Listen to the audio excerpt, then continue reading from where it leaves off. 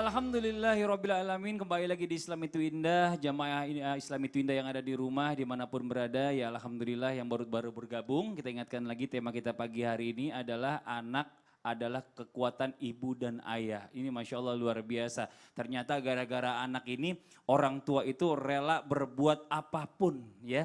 Untuk anaknya tuh bahagia, anaknya jadi orang hebat, anaknya jadi orang sukses. Dan nanti harapannya bahwa setiap anak yang sudah sukses juga jangan sampai lupa sama orang tuanya pastinya. Ini Masya Allah luar biasa. Banyak juga anak-anak yang sukses yang tahu waktu kecilnya itu orang tuanya itu berat mendidiknya atau membiayainya, setelah sukses lupa dengan orang tuanya. Nauzubillah, semua nauzubillah.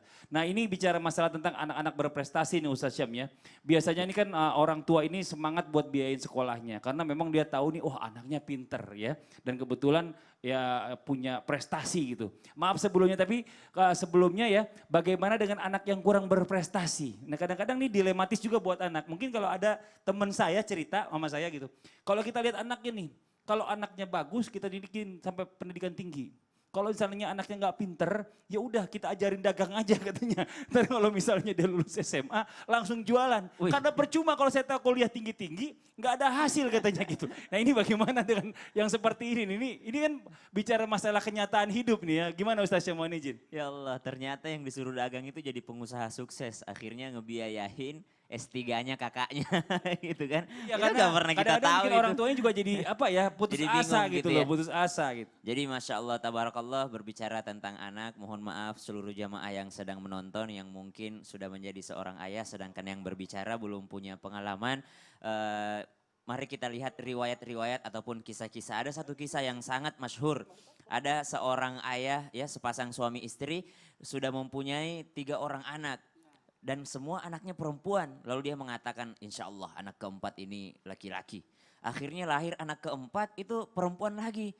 Anak kelima lahir perempuan lagi. Dia mulai resah. Kenapa anak saya perempuan semua? Dan mulai mendapat cibiran-cibiran dari tetangga-tetangganya. Madodong, kenapa laki-laki semua? Perempuan semua. Kenapa perempuan semua? Iya, iya, kok iya. kok perempuan, gak ada anak laki-lakinya, gak ada yang jadi penerusmu nanti. Maka dia berdoa, ya Allah saya mau anak laki-laki, saya mau anak laki-laki. Lahir ternyata istrinya hamil yang ke-6 dan lahir ternyata anak perempuan lagi. Lalu dia bersujud kepada Allah meminta, ya Allah, salat hajat dan segala macam. Akhirnya malamnya bermimpi dan istrinya pun dalam keadaan Iya. hamil. Dia mimpi itu akan dilemparkan ke dalam neraka. Nauzubillah. Dilemparkan ke neraka nomor 1, ada anaknya yang pertama, halangi pintu neraka. Dilemparkan ke neraka yang kedua, anak keduanya halangi. Anak neraka ketiga, anak ketiganya halangi. Keempat, kelima, sampai ke-6 neraka, anak ke-6-nya halangi. Tinggal neraka yang ke-7 tidak ada halangi. Maka dia berharap seandainya ini lahir nanti ini anak perempuanku, berarti kalau 7 ini, 7 anak perempuanku yang menghalangiku dari pintu neraka. Amin. Jadi akhirnya Masya dia Allah. terbangun, dia berharap, ya Allah mudah-mudahan yang lahir anak perempuan. Udah beda lagi Udah beda pikirannya ya? lagi, udah beda lagi. Iya. Langsung iya. datang orang-orang ketika lahiran, Masya Allah sudah lahir anakmu, selamat ya, kenapa selamat? Anak laki-laki, dia bilang ya Allah, padahal saya berharapnya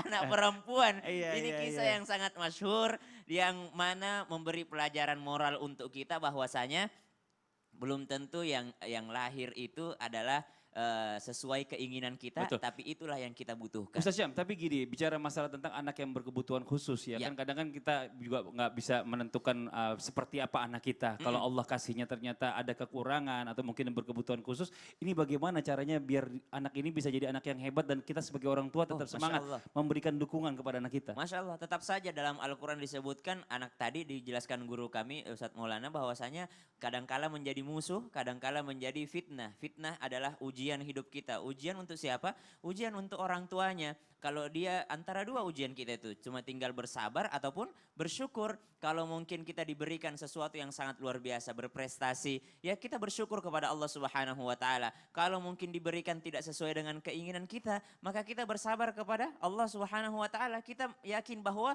bukan kita yang merancang ini. Bagaimanapun kita menginginkannya, tetap ada rencana Allah di dalamnya. Salah satu yang mempunyai yang namanya anak berkebutuhan khusus itu adalah Nabi Sulaiman.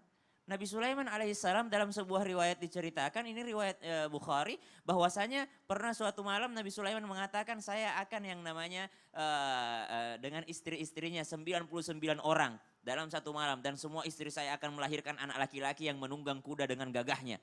Akhirnya apa terjadi? Nabi Sulaiman lupa membaca insya Allah. Kalau Allah menghendaki, kalau Allah yang memutuskan maka jadi. Ternyata dalam 99 istrinya tidak ada satupun yang hamil kecuali satu. Dan ketika lahir itu berkebutuhan khusus anak yang dilahirkannya. Allahu Maka Akbar. dikatakan bahwasanya Rasulullah mengatakan seandainya Nabi Sulaiman mengatakan insya Allah, kalau Allah yang menghendaki maka beneran akan lahir anak-anak yang akan menunggang kuda dengan gagahnya. Tapi semua itu adalah di luar rencana manusia. Semua adalah rencana Allah Subhanahu wa taala. Apa yang Allah berikan kepada kita, itulah yang terbaik untuk kita. Apa yang Allah titipkan untuk kita, itulah jalan kita menuju surga. Malik bin Dinar yang membuat dia taubat daripada menjadi seorang preman pasar itu, Malik bin Dinar akhirnya menjadi seorang sufi.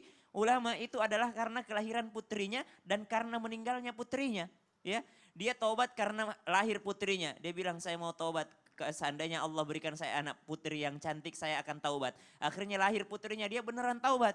Dia mau minum minuman keras, datang putri kecilnya, Bapak jangan minum minuman keras. Akhirnya dia berhenti di situ menjadi ulama, tapi belum menjadi seorang yang benar-benar soleh. Meninggal dunia anaknya, kembali kepada kesesatannya. Tapi apa yang terjadi? Ketika meninggal dunia anaknya, dia pikir itu yang buruk untuknya, tapi justru menjadikannya seorang ulama yang besar. Kenapa? Masya Allah. Karena bersabar atas meninggalnya anaknya. Iya, pokoknya intinya apapun yang Allah berikan kepada kita atau titipkan yang kepada terbaik. kita, itu yang terbaik dan Betul. kita rawat yang terbaik dan kita berikan juga yang terbaik. Karena nanti bertanggung jawabannya kita sama Allah. Betul. Ya, nanti juga mereka yang akan membantu kita yang tadi insya Allah menghalangi kita untuk masuk ke neraka tadi anak-anak kita karena doanya mereka. Ini Tiga Masya anak Allah. perempuan saja kan kalau kata Rasulullah dia Betul. berhasil sampai. Hadir. Anak Masya ketiga Allah, 3 perempuan. anak perempuan. Masya Saya Allah. perempuannya cuma satu. Saya juga 3. Oh ya Masya Allah. Kunna Ustaz Syam lausit belum sama luminan. sekali Belum, ya. belum, Iya. Masya Allah. Ini buat jemaah yang ada di rumah nih sedikit ya. Mungkin ada sedikit gambaran juga nih buat jemaah yang di rumah. Ya mungkin buat bagi ayah dan juga ibu yang berprofesi sebagai tim medis ya. Atau relawan mungkin akan merasakan hal-hal yang berikut ini yang akan kita tayangkan di video. Seperti apa tayangannya? Ini dia tayangan.